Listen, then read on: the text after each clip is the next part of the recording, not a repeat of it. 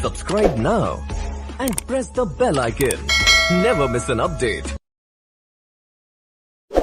Good morning everyone and welcome back to our channel RK Sharma AHDP classes। तो students, जैसा कि हमने आपको लास्ट वीडियो जो आपकी थी उसके अंदर आपको मैंने लिंकेज के बारे में साथ के साथ क्रॉसिंग ओवर एंड म्यूटेशन से रिलेटेड जो भी ऑनलाइन क्वेश्चंस बनते थे बुक के अकॉर्डिंग वो मैंने आपको कंप्लीट करवा दिए थे। तो स्टूडेंट्स, आज हम लाए हैं आपके लिए जो आपका चैप्टर है 9th नंबर का, जिसे हम मल्टीपल एलिल्स या बहुयुग्म विकल्पी के नाम से जानते हैं या पढ़ते हैं। तो अब हम स्टार्ट करते हैं इसके अंदर जेनेटिक्स के अंदर आपका जो चैप्टर है मल्टीपल एलिल्स यानी कि बहुयुग्म विकल्पी के बारे में। तो सबसे पहले हम बात करते हैं कि एक ही लोकस पर 2 से अधिक एलिल्स के पाए जाने को कहते हैं। यानी कि जब एक ही लोकस पर जब 2 से अधिक एलिल पाए जाते हैं तो उसे कहते हैं। तो इसका आंसर है मल्टीपल एलिल्स। क्या कहेंगे?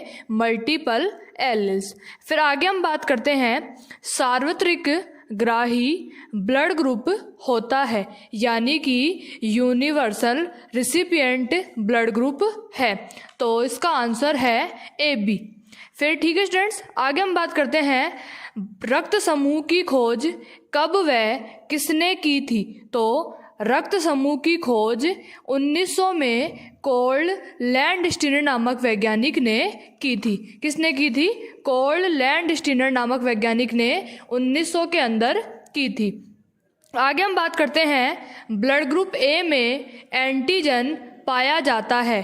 तो जो ब्लड ग्रुप ए होता है उसके अंदर एंटीजन भी ए ही पाया जाता है। ठीक है स्टूडेंट्स, आगे हम बात करते हैं ब्लड ग्रुप बी में एंटीजन पाया जाता है।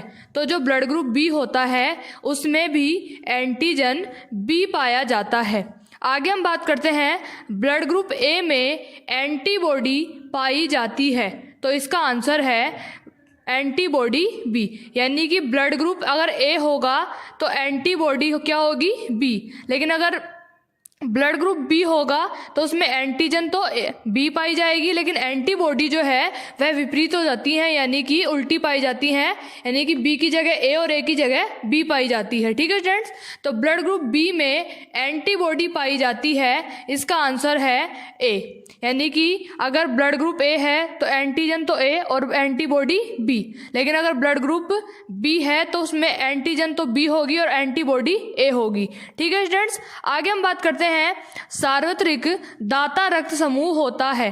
तो यह होता है आपका O ग्रुप। तो सबसे पहले हम बात करें जो यूनिवर्सल जो डोनर है, सभी को पता है कि O नेगेटिव होता है, लेकिन मुख्य रूप से जो हम मानते हैं वह मानते हैं O ब्लड ग्रुप को। ठीक है स्टूडेंट्स, आगे हम बात करते हैं कि जब माता पिता का ब्लड ग्रुप AB हो तो संतति में संभावित ब्लड ग्रुप होगा। तो इसका आंसर है A, AB तथा B। यानी कि जब माता पिता हैं उसके अंदर अगर ब्लड ग्रुप ही AB है तो जो उसकी जो संतति उत्पन्न होगी उसका ब्लड ग्रुप AB हो सकता है, AB भी हो सकता है और B भी हो सकता है। ठीक है स्टूडेंट्स, आगे हम बात करते हैं यदि संतति का ब्लड ग्रुप B है तो पैतृक का ब्लड ग्रुप होगा।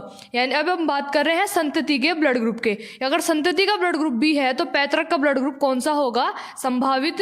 इसका आंसर है ब्लड ग्रुप ए, बी व ए बी। ठीक है स्टूडेंट्स, आगे हम बात करते हैं यदि पैतृक यानी कि माता पिता का ब्लड ग्रुप O है तो संतान का ब्लड ग्रुप होगा। तो इसका भी आंसर आएगा आपके ब्लड ग्रुप O। आगे हम बात करते हैं RH फैक्टर की खोज किस प्राणी में की गई। तो इसका आंसर है रीसस नामक बंदर में। ठीक है स्टूडेंट्स, नेक्स्ट हम बात करते हैं RH फैक्टर की खोज कब व किसने की थी। तो इसका आंसर है 1940 में लैंडस्टीनर व वीनर नामक वैज्ञानिक ने की थी। सबसे पहले तो मैं आपको बता दूं कि RH फैक्टर क्या है। तो RH फैक्टर जो होता है एक प्रकार का प्रोटीन होता है और यह जो प्रोटीन होता है RBC के एंटीजन पर पाया जाता है। अगर यह जो RH फैक्टर जो प्रोटीन है अगर वह किसी की RBC की सतह पर पाया जाता है तो वह जो व्यक्ति होता है वह तो RH फैक्टर से पॉजिटिव होगा, और अगर वह प्रोटीन अगर RBC की सतह पर नहीं पाया जाता है तो वह जो मनुष्य होगा वह RH फैक्टर से नेगेटिव होगा। ठीक है स्टूडेंट्स, आगे हम बात करते हैं RH फैक्टर प्लस व RH फैक्टर नेगेटिव मादा में विवाह करने पर रोग होता है। यानी कि अगर किसी RH पॉजिटिव नर का विवाह RH नेगेटिव मादा से करते हैं तो उस में रोग कौन सा होगा? तो मादा में विवाह करने पर रोग एरिथ्रोब्लास्टोसिस फीटलिस होगा। यानी कि इसके अंदर जो भ्रूण की जो RBC होती है वह नष्ट हो जाएगी। किस वजह से?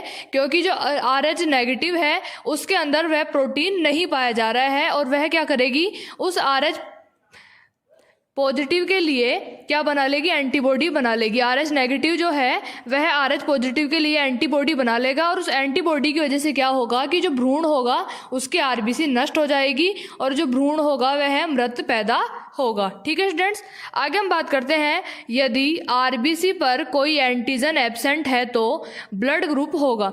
अगर RBC का ऊपर कोई भी एंटीजन एब्सेंट है तो उसका ब्लड ग्रुप O होगा।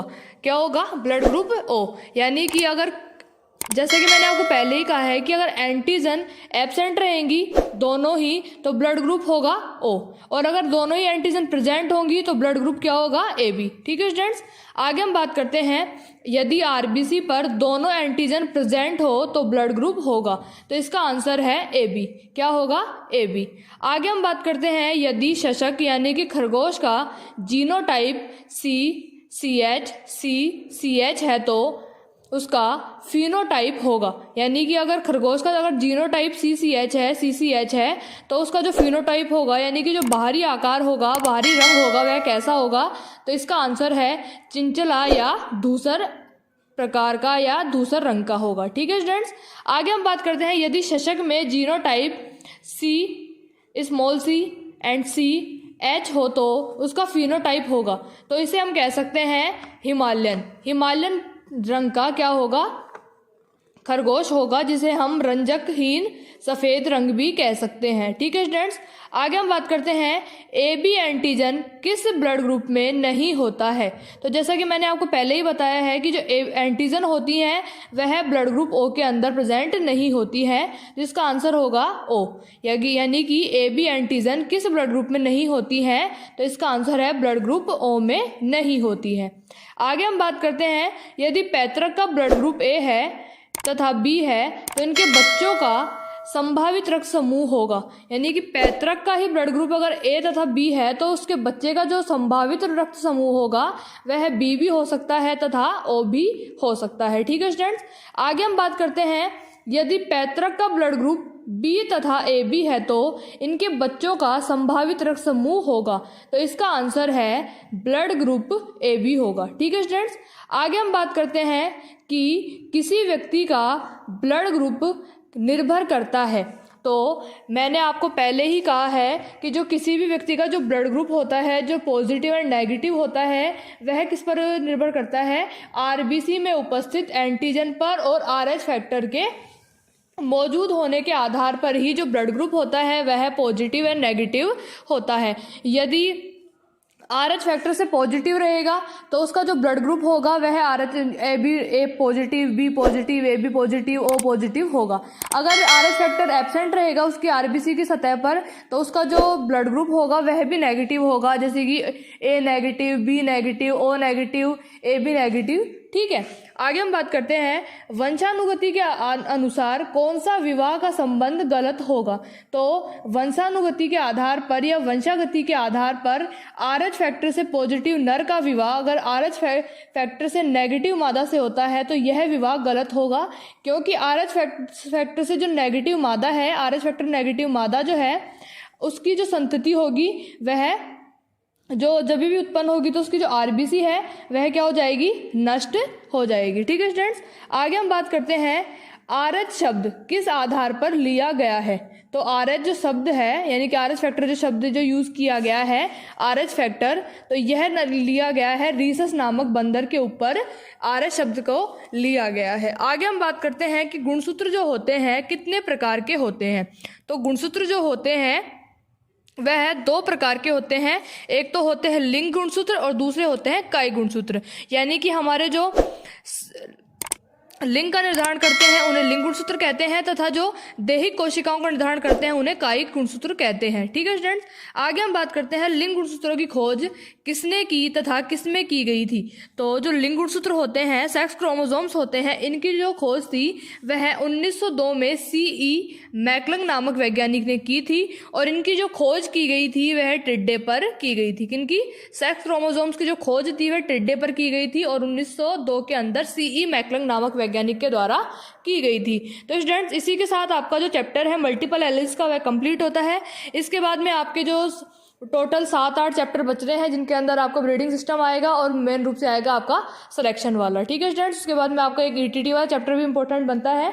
उसके अलावा फिर आपके बात करें तो हम 17 चैप्टर के अंदर प्रोवन सांड के बारे में है, 18 के अंदर आपके जर्म प्लाज्म सिस्टम के बारे में है, और जो 11 से लेकर 13 जो चैप्टर उनके अंदर sex limited and sex infected जो जीन होते हैं या गुणसूत्र होते हैं उनके ऊपर लक्षणों के बारे में बताया गया है। ठीक है स्टूडेंट्स, तो आप हमारे चैनल को ज़्यादा से ज़्यादा लाइक करें, शेयर करें, सब्सक्राइब करें, साथ साथ बेल आइकन को प्रेस करें। Thank you students.